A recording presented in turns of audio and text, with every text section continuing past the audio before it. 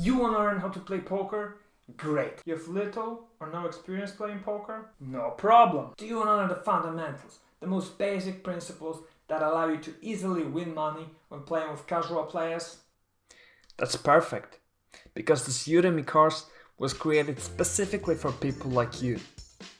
My name is Mateusz, I've played over 3 million hands of No Limit Texas Hold'em, and I would like to teach you how to play poker like a pro. What you will learn in this course are the fundamentals, the ABC of poker, condensed into 21 short and easily digestible lectures, which altogether take just under 2.5 hours to watch.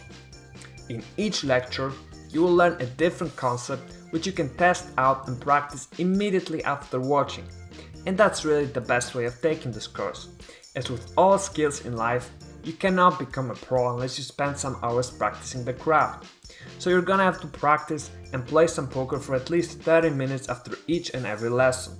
If you do that, I have no doubt that you will become a winning poker player in less than 2 weeks. Well, do you want to become a good poker player? Do you want to be able to beat recreational players easily?